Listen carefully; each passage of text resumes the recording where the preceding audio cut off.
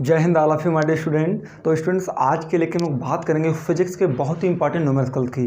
जैसा कि आपको पता है कि मैंने फिजिक्स का पहला चैप्टर इंडियन कोस्ट का जीडी एंड डीवी के लिए अपलोड कर दिया है, जिसका नाम है electric charge and electric field, मतलब वैद्युत आवेश और वैद्युत क्षेत्र, है ना। जैसा कि पता कि पहला चैप्टर मैंने 2 लेक्चर में कंप्लीट कर दिया। मैं लगातार उनकी प्लेलिस्ट बनाता जा रहा हूं, तो आप प्रत्येक लेक्चर को स्टार्टिंग से एंड तक जरूर देखिएगा, है ना। और मैंने 2 चैप्टर में केवल थ्योरेटिकल उनके फार्मूले बताए। देखिए, जब तक अगर मुझे फिजिक्स के फार्मूले और थ्योरी और कंसेप्ट के बारे में नहीं पता होगा, तब तक हम किसी प्रकार से एमसीक्यू मतलब उसका ऑब्जेक्टिव क्वेश्चन एंड न्यूमेरिकल को सॉल्व नहीं कर सकते, ठीक है। तो मैंने 2 लेक्चर में electric charge and electric field को हमने एंड किया है, और इस तीसरे लेक्चर में हम कुछ पॉसिबल इंपॉर्टेंट क्वेश्चन आपको कराएंगे। उसके बाद हम आपको बताएं इसके जितने भी ऑब्जेक्टिव क्वेश्चन है, electric charge and electric field से रिलेटेड, इन सभी के मैं पीडीएफ बनाऊंगा और पीडीएफ बना के विद आंसर आपको मैं पढ़ा दूंगा। Point clear. तो इस लेक्चर में केवल हम लोग फिजिक्स के इंपॉर्टेंट क्वेश्चनों की बात करेंगे, बाकी डे बाय डे आपको लेक्चर मिल रहे हैं।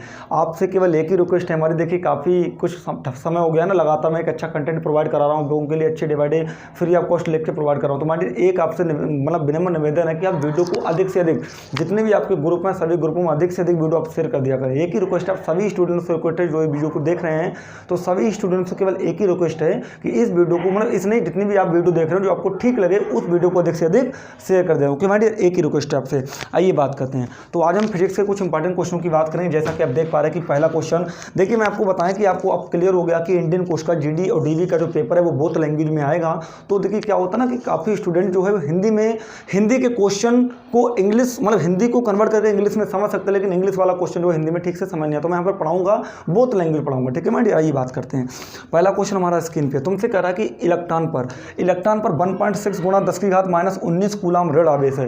ऋण आवेश का मतलब एक इलेक्ट्रॉन है, एक इलेक्ट्रॉन पे तुम्हें चार्ज दिया, क्या दिया? इलेक्ट्रॉन पे चार्ज 1.6 × 10⁻19 कूलम, ये नेगेटिव चार्ज दिया है। तो तुमसे कह रहा कि अल्फा पार्टिकल्स पर आवेश, अल्फा कट पर चार्ज का मतलब अल्फा पार्टिकल पर आवेश।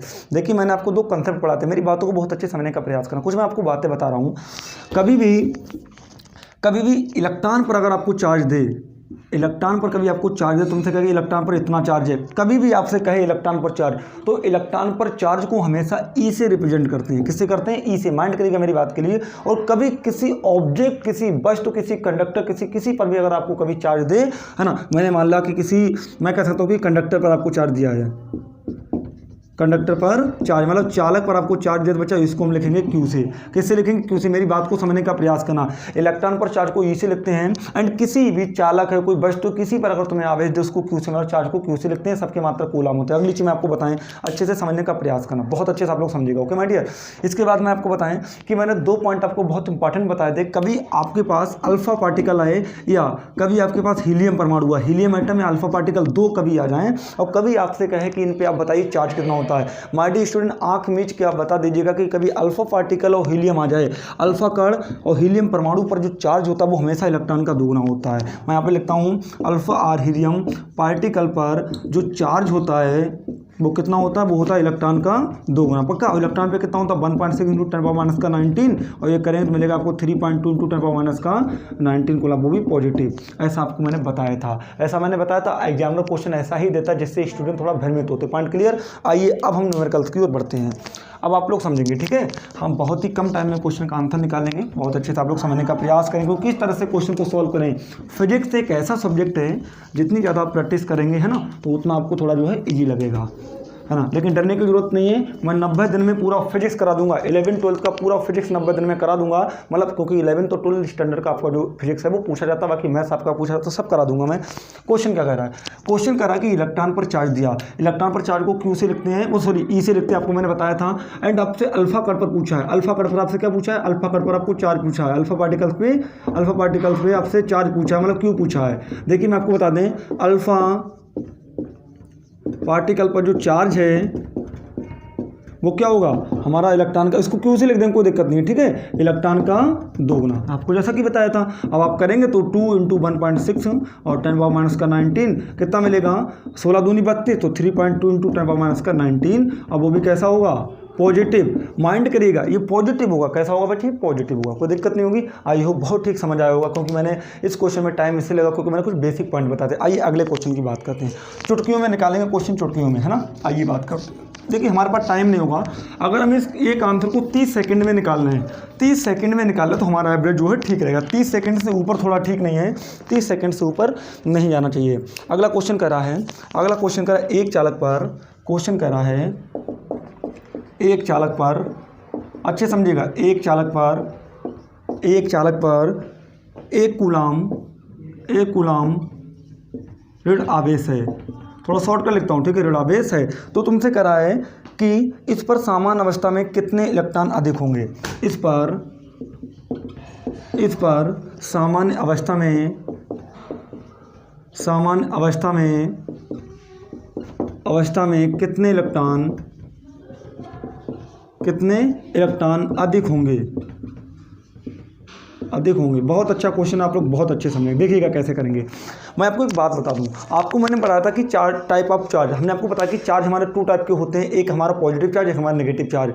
आपको मैंने ऐसा बताया था, और मैंने ये भी बताया था कि यदि किसी भी चालक पर, यदि किसी कंडक्टर पर इलेक्ट्रॉनों की अधिकता है तो उस पर, यदि किसी चालक पर चूंकि इलेक्ट्रॉनों की अधिकता, तो उस पर हमारी जो प्रकृति उसकी नेगेटिव प्रकृति होगी। कैसी नेगेटिव, मतलब यदि किसी चालक की जो प्रकृति है वो नेगेटिव है तो उस पर इलेक्ट्रॉनों की अधिकता होगी, और चूंकि पॉजिटिव है मतलब धनात्मक है अगर कोई कण, तो उस पर इलेक्ट्रॉनों की कमी होगी। तो आप पहले तो एक बात को समझिएगा, आपसे कहा है एक कंडक्टर पर 1 कूलाम नेगेटिव मतलब ऋण आवेश है, तो कैसा आवेश, ऋण आवेश है। तो एक पॉइंट तो क्लियर हुआ कि इसमें इलेक्ट्रॉनों की क्या है, अधिकता है। आपसे कह रहा कितने, लेकिन कितने, मैं आपको एक बात बता दूं, देखिए इलेक्ट्रॉन पर चार्ज को हमेशा ई से लिखा जाता है, किसी कंडक्टर पर चार्ज पर हमेशा क्यू से लिखा जाता है, एंड नंबर ऑफ इलेक्ट्रॉन को हमेशा एन से लिखा जाता है, किससे, स्मॉल एन से। फिर समझिएगा, ई हमारा इलेक्ट्रॉन पर चार्ज होता है, क्यू हमारा किसी कंडक्टर पर चार्ज होता है, एंड एन होता है नंबर ऑफ इलेक्ट्रॉन। क्या होता है, नंबर ऑफ इलेक्ट्रॉन होता है, कोई मतलब डाउट मत करिएगा, बहुत अच्छे समझने का प्रयास करना।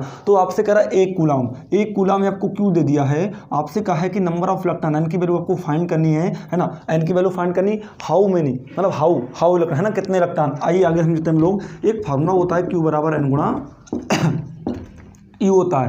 आपको ऐसे एन की वैल्यू निकाली, एन मिलेगा क्यू बटे में, ये सिंपल सी बात है। और क्यू का मान है कि इसका होता है 1.6 गुणा 10 की घात माइनस 19, पॉइंट हटाएंगे 10 जाएगा, डिवाइड करो, 2 पंजे 2 अट्ठे 16, तो मिलेगा 5/8 गुणा 10 की घात 19, इतने इलेक्ट्रॉन होंगे, यदि आपको थोड़ा इसको सॉल्व करोगे तो आपको मिलेगा, यदि थोड़ा सॉल्व तो आपको मिलेगा 6.25 × 10⁻18, और थोड़ा सॉल्व करोगे, ठीक है तो ऐसे इस क्वेश्चन को हम लोग सॉल्व कर लेते हैं, ठीक है। बहुत ही कम टाइम में क्वेश्चन निकाल लेंगे, इतने इलेक्ट्रॉनों की अधिकता होगी। आइए बात करते हैं अगले क्वेश्चन की। देखिए मैं जितने भी इलेक्ट्रिक फील्ड है, इलेक्ट्रिक चार्ज में पॉसिबल क्वेश्चन है, सब मैं आपको करा दूंगा। लिख के बड़ा होगा, कोई दिक्कत वाली बात नहीं है, लेकिन आप समझने का थोड़ा प्रयास करेंगे, ठीक है। आइए बात करते हैं।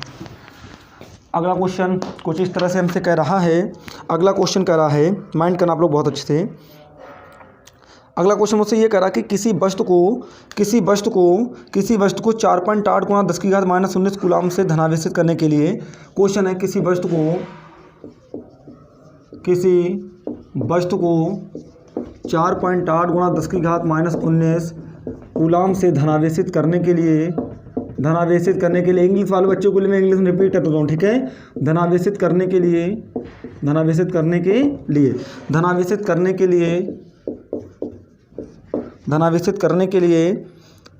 कितने इलेक्ट्रॉन निकाले जाएं, ज्ञात कीजिए। कितने इलेक्ट्रॉन निकाले जाएं, धनावेशित करने कितने इलेक्ट्रॉन निकाले जाएं,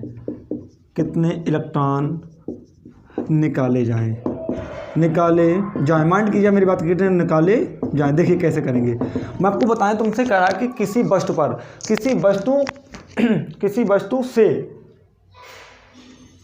वस्तु को 10 कूलाम से, अच्छा वस्तु को होगा बेटा, ठीक है। किसी वस्तु को 4.8 गुणा 10 की घात माइनस 19 कूलाम से धनावेशित करने के लिए कितने इलेक्ट्रॉन निकालने जाएं। अब आप यहाँ से फिर समझ पा रहे होंगे कि कोई ऑब्जेक्ट है जिसकी प्रकृति को पॉजिटिव बनाना, मतलब उसको पॉजिटिव करना, धनावेशित करना है, तो धनावेशित करने के लिए क्या करना पड़ेगा, धनावेशित करने के लिए उससे इलेक्ट्रॉन को हटाना पड़ेगा, क्योंकि जितने इलेक्ट्रॉन कम होंगे वो उतनी ही अधिक धनावेशित होगी, जितने इलेक्ट्रॉन ज़्यादा वो उतनी उतना उस पर नेगेटिव चार्ज होगा। Point clear. आइए बात करते हैं, थोड़ा फास्ट बढ़ा रहा हूँ फिलहाल, तो आप समझ रहे होंगे, ठीक है, क्योंकि अगर आप मेरी थ्योरी पढ़ेंगे जो मैंने 2 लेक्चर अपलोड किए तो फिलहाल आपको डाउट नहीं होगा। आइए बात करते हैं। देखिए आपको दिया चार्ज, मतलब उसको क्यू से लिखेंगे, है ना। अब आपसे कह रहा है कि कितने electron, number of electron N आपको फाइंड करना है। आप तो भी फॉर्मूला जानते हैं, एन बराबर होता है क्यू बटे ई, मतलब क्यू बराबर एन ही आपने पढ़ा है। अब चूंकि ई का मान क्या होगा, ई का मान होता है हम ऑलरेडी जानते हैं ई का मान होता है 1.6 × 10⁻⁻19। देखिए पूरा निपट गया, पॉइंट से पॉइंट 16 तियाँ 48, तो n बराबर कितना है भैया 3 आ गया। ऐसे आंसर निकालो, ऐसे दमादम, है ना। इस तरह से हम लोग क्वेश्चन को सॉल्व करके इसका आंसर निकालेंगे। किसी प्रकार से किसी स्टूडेंट को डाउट नहीं होना चाहिए, इस तरह से क्वेश्चन का आंसर आसानी से निकालेंगे, ठीक है माय डियर। डाउट हो तो आप कमेंट जरूर करेंगे, क्योंकि हम नहीं चाहते कि किसी स्टूडेंट को किसी प्रकार से डाउट हो, है ना। बहुत अच्छे से मेहनत करो, दमदारी के साथ मेहनत करो, लगे रहो। पूरा मैं कराऊंगा सिलेबस कैसे करना है, आप लोग वो मेरी रिस्पॉन्सिबिलिटी कैसे करना है। आइए बात करते हैं अगला क्वेश्चन। अब हम थोड़ा सा परिवर्तन करेंगे क्वेश्चन में,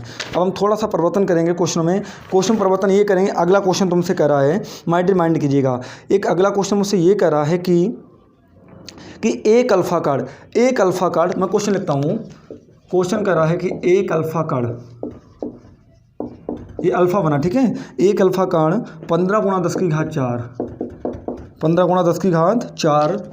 न्यूटन प्रति कूलाम के वैद्युत क्षेत्र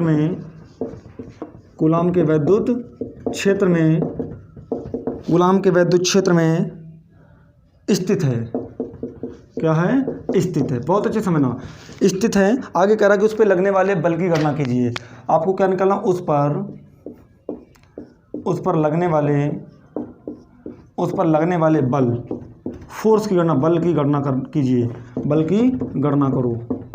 मैं इंग्लिश में रिपीट करूंगा, माइंड करता माय डियर। आपसे कह रहा है कि एक अल्फा पार्टिकल 15 × 10⁻4 न्यूटन प्रति कूलाम के इलेक्ट्रिक फील्ड में स्थित है। मतलब एक इलेक्ट्रिक फील्ड है जहां पर आपका जो एक हमारी कोई कण है, अल्फा पार्टिकल है, वो इतने मतलब 15 × 10⁻4 न्यूटन प्रति कूलाम के इलेक्ट्रिक फील्ड में स्थित। तो आपसे कह रहा है कि उस पर एक बल कार्य करेगा, उसकी आपको वैल्यू पता, मतलब बल आपको उसकी वैल्यू बतानी। Point clear? जैसा कि मैंने पहले ही बताया था। तो आप कैसे बल निकालेंगे? देखिए आपको ये क्या दिया है, अब यहाँ पर समझने वाली बात, अब आपको अल्फा कण दे दिया है। तो आप जानते हैं कि अल्फा कण जैसे ही आपको कभी अल्फा कण या हीलियम परमाणु का नाम सुनाई दे तो तुरंत समझ जाना कि उसके ऊपर चार्ज कितना होता है, 3 × 10⁻8 और 3.2 ×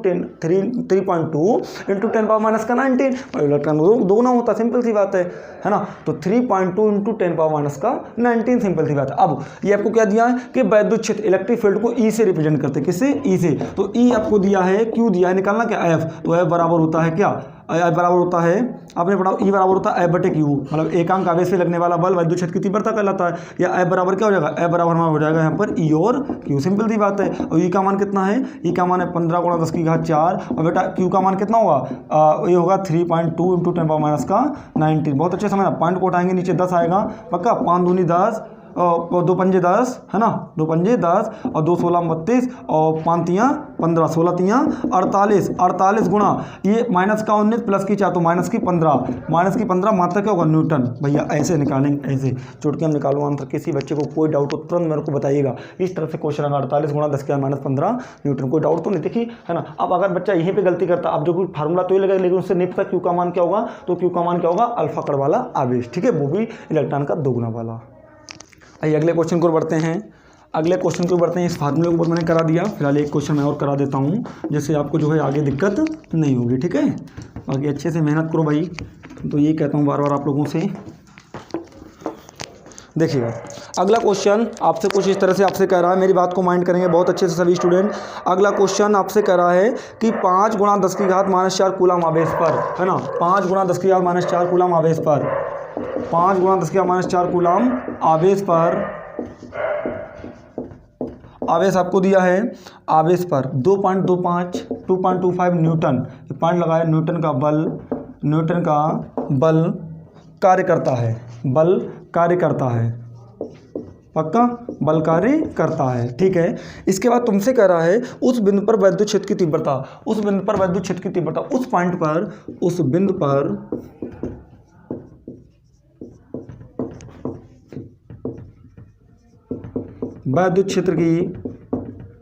तीव्रता आपको बतानी है।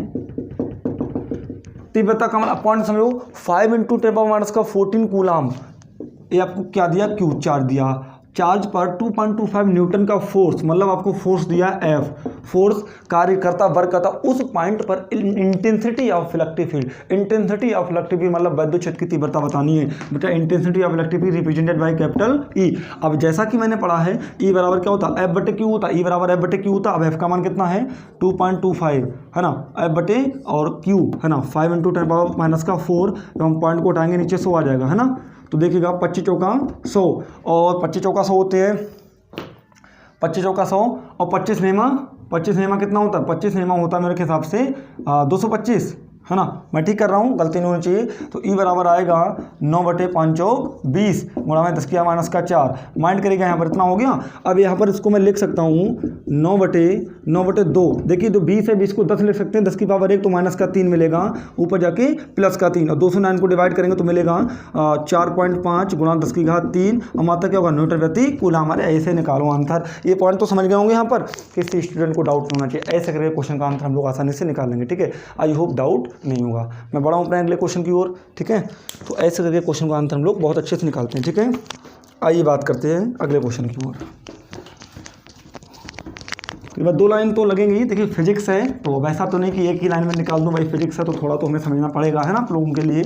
तो ये है। तो आइए अगले बात करते हैं। अब थोड़ा सा हम परिवर्तन करूंगा यहाँ पर क्वेश्चन में, किसी प्रकार से थोड़ा सा परिवर्तन करूंगा। अब आपसे क्वेश्चन, बहुत बढ़िया, वेरी गुड। अब आपसे क्वेश्चन क्या कह रहा है समझने का प्रयास करेंगे, ठीक है माय डियर।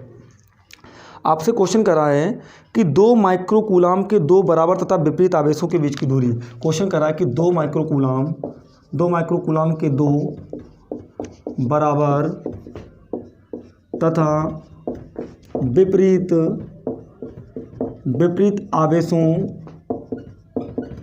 आवेशों के बीच की दूरी, आवेशों के बीच की दूरी कितनी आपको दिए? आवेशों के बीच की दूरी आपको दिए माय डियर स्टूडेंट। मैं देख लूँ क्वेश्चन, भूल जाता हूँ। 3 सेंटीमीटर, हाँ 3 सेंटीमीटर है, 3 सेंटीमीटर है। इस वैद्युत द्विध्रुव के आघूर्ण, की गणना कीजिए। इस वैद्युत द्विध्रुव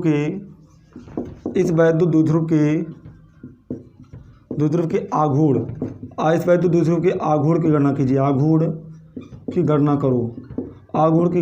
करो। माइंड कीजिएगा मेरी बात के लिए। क्वेश्चन क्या कहना चाह रहा है आपसे, बहुत अच्छे से आप लोग समझेंगे। क्वेश्चन आपसे ये कह रहा है कि 2 माइक्रोकूलाम के 2 बराबर तथा विपरीत आवेशों के समझने का प्रयास करना।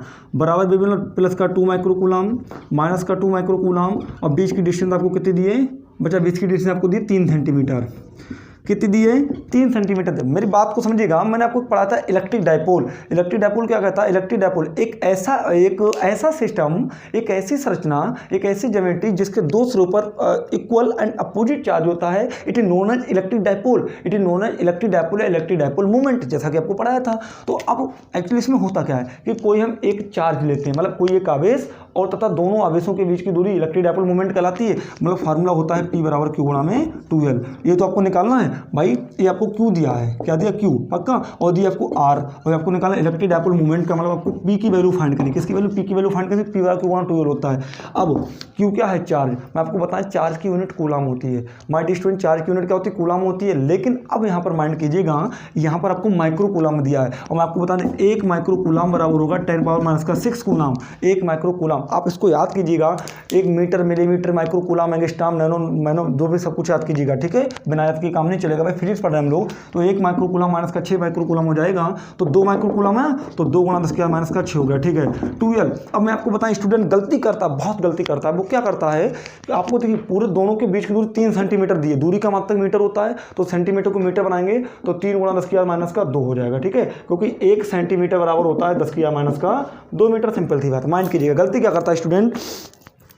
गलती ये करता है, गलती स्टूडेंट करता है कि वो जो 3 सेंटीमीटर है उसका डबल कर देता है, मतलब 3 दूनी 6 करता है। ये नहीं भैया, ये 12 क्या है? दोनों के बीच की दूरी ये 12 है क्या? 12 यहाँ से यहाँ तक ऑलरेडी डिस्टेंस है, ना कि डबल। यहाँ से 12 है ना पूरी, तो आपको पूरी 3 दी है, तो आप 12 किया भाई केवल 3 लगाएंगे। मतलब अब सेंटीमीटर इसको मीटर बना लिया।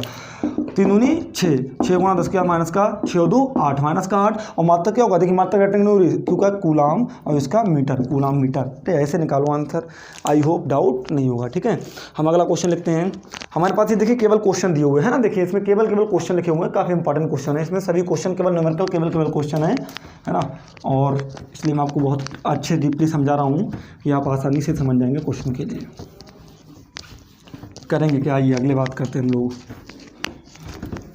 अब अगला क्वेश्चन कुछ इसी से मिलता जुलता हम लोग करते हैं, बाकी कोई दिक्कत तो नहीं होगी फिलहाल आप लोगों के लिए, ठीक है ना। अगला क्वेश्चन कह रहा है कि एक इलेक्ट्रॉन तथा प्रोटॉन के बीच की दूरी 0.53 एंगस्ट्रॉम है। माइंड कीजिएगा, एक इलेक्ट्रॉन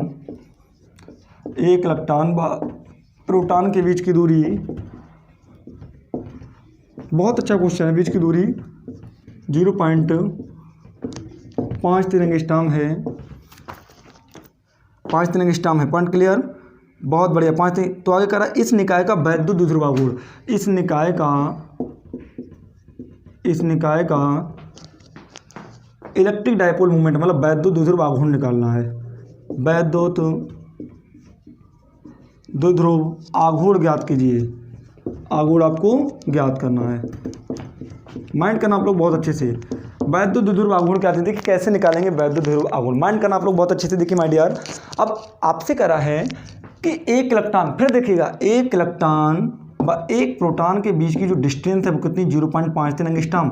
अब फिर से समझने का प्रयास करना भाई, इलेक्ट्रॉन प्रोटॉन में क्या अंतर होता है? इलेक्ट्रॉन प्रोटॉन में केवल एक ही अंतर होता है कि इलेक्ट्रॉन और प्रोटॉन पे चार्ज तो इक्वल है लेकिन अपोजिट होते हैं। कैसे होते हैं? अपोजिट। और आपको मैंने बताया कि अगर कोई same charge and same and opposite charge के कोई भी दो ऑब्जेक्ट एक दूसरे से कुछ डिस्टेंस पे रखे हुए हैं तो वहां पर वो इलेक्ट्रिक डायपोल मूवमेंट का निर्माण करते हैं। किसका? इलेक्ट्रिक डायपोल मूवमेंट का निर्माण करते हैं। जैसे H2O ले लो, NH3 ले लो, है ना, इलेक्ट्रिक डायपोल मूवमेंट का निर्माण करते हैं। तो अब हम जानते हैं कि इलेक्ट्रॉन और प्रोटॉन पे सेम चार्ज होता है, तो हम चार्ज जानते हैं कि चार्ज क्यू बराबर होता है 1.6 × 10⁻⁻⁹। अब आगे समझिएगा, डिस्टेंस बच्चा ये 12 का कार्य करेगी। इस पूरी डिस्टेंस क्या होती है? 12 होती है, तो 12 बराबर 0.53 एंगस्ट्रॉम। लेकिन अब दूरी का मात्रक मीटर होता है, डिस्टेंस की यूनिट मीटर होती है, तो 1 एंगस्ट्रॉम को जब मीटर में कन्वर्ट करेंगे मिलेगा 1 × 10⁻⁻10 मीटर, क्योंकि 1 एंगस्ट्रॉम में 10⁻⁻10 मीटर होते हैं। कितने मीटर होते हैं? 10⁻⁻10। आइए बात करते हैं, हमें पी निकालना है, हमें पी याद करना। तो पी बराबर होता है Q × 12 और Q का मान हमारे पास 1.6 × 10⁻⁻19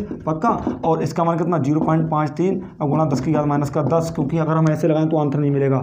एंगस्ट्रॉम का मीटर में लगाएंगे, पॉइंट को हटाएंगे नीचे 1000 आ जाएगा। कैसे? क्योंकि दो यहाँ से आए, एक यहाँ 1000 हो गया, 1000 को 10⁻3 लिख देंगे, 16 × 3 = 48 के 8, 16 × 3 = 48 का 48, 16 × 5 = 80, 80 × 4 = 84 हो गया, गुणा माइंड कीजिए 19 और 10, 19 10 कितने? 29 होते हैं। 29 ऊपर जाके माइनस की 3 हो जाएगी, है ना। 19 और 10 29 होते हैं 30, 31 32 माइनस का 32, 10⁻⁻32। बहुत बढ़िया। मात्रा कूलाम मीटर, अरे ऐसे दमदारी के साथ निकलेगा कूलाम मीटर, ऐसे आंसर निकलेगा, ऐसे आंसर, है ना। डरने की जरूरत नहीं है, इस तरह से आंसर हम लोग निकाल लेंगे पक्का। तो मेरे को नहीं लगता कि किसी प्रकार से आप लोगों को डाउट हो। अब भाई होना भी नहीं चाहिए, क्योंकि लगातार इतने समय से हम लोग पढ़ रहे हैं, तो अब तो डाउट होना नहीं बनता है। आइए अब बात करते हैं अगले क्वेश्चन की। ठीक है, अगला क्वेश्चन मुझसे कुछ इस तरह से कह रहा है, एक ही टाइप केवल बचा हुआ, एक टाइप को केवल और समझ लो, ठीक है। एक टाइप तुमसे कह रहा है कि 2 न्यूटन कूलम के, माइंड कीजिएगा बहुत अच्छे। देखिए मैं आपको पता है एग्जाम बहुत पास, देखिए एग्जाम बहुत पास में है, अच्छे से मेहनत करना पड़ेगा, है ना। ये मैं लोगों को पार्ट टाइम बचा, क्योंकि आपको पता है इतना ज़्यादा स्थिति खराब है, कंपटीशन बहुत हाई हो चुकी है, तो ऐसे तो काम चलने वाला। जितनी ज़्यादा मेहनत हो, जितना ज़्यादा पढ़ मिलता है, दिन में 6 से 10 घंटे पढ़ाई कीजिएगा, है ना, इससे कम में तो काम होने वाला नहीं है। 10-10 घंटे पढ़िएगा, जितनी किताबें जितना अधिक हो सके उतना अधिक पढ़िएगा, देर रात लगा दे। कुछ काम तो है नहीं भाई, पढ़ाई के अलावा कुछ तो है नहीं, जितना अधिक हो सके उतना। सोशल मीडिया से दूर रहिएगा, जितना अधिक पढ़ मिले उतना अधिक पढ़िएगा, तभी सिलेक्शन ले सकते हैं आज के टाइम में, है ना। आइए बात करते हैं बच्चा, क्वेश्चन कुछ ऐसे कह रहा है कि 2 न्यूटन कूलम के, 2 न्यूटन प्रति कूलम के, पक्का, कि वैद्युत क्षेत्र से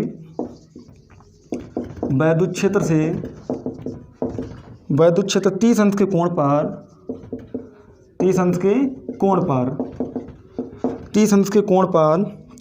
पर 1 कूलम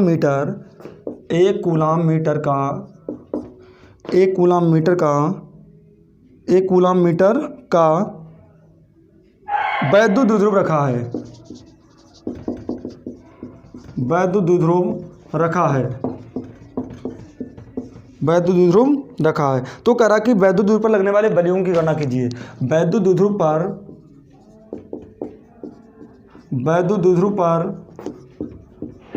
लगने वाले वॉल्यूम की गणना करो। माइंड कीजिए बात की। लास्ट क्वेश्चन है हमारा ये, इसको समझ लीजिए। पूरा चैप्टर की जितनी भी इंपॉर्टेंट क्वेश्चन सब निपट जाएंगे यहीं पर। आपको पता 2 न्यूटन प्रति कूलम के वैद्युत क्षेत्र, ये आपको ई दिया है, ये आपको ई दिया पक्का। 2 न्यूटन प्रति कूलम के वैद्युत क्षेत्र थीटा, एक 30 अंश आपको थीटा दिया है, थीटा कोण पर 1 कूलम मीटर किसका मतलब? द्विध्रुव आघूर्ण का, मतलब आपको पी दिया है, एक क्या दिया? पी दिया। कूलम मीटर का वैद्युत क्षेत्र मतलब वैद्युत द्विध्रुव रखा है, तो वैद्युत द्विध्रुव पर लगने वाला टार्क्यू आपने फार्मूला पढ़ा है, टाउ बराबर होता है P sine theta, P sine theta होता है। अब पी आपने पढ़ा होगा, माइंड कीजिए, पी आपका क्या होता है? पी आपको यहाँ पर दिया है कितना? पी आपको दिया है, सॉरी 1 मिनट 1 दिया है ना, और आपको ई क्या दिया 2 दिया है ना, और साइन 30, और साइन 30 का मान 1/2 होता है, तो टाउ बराबर 1 गुणा 2 गुणा 37 का 1/2, 2 से 2 कट गया, तो टाउ बराबर 1 आया।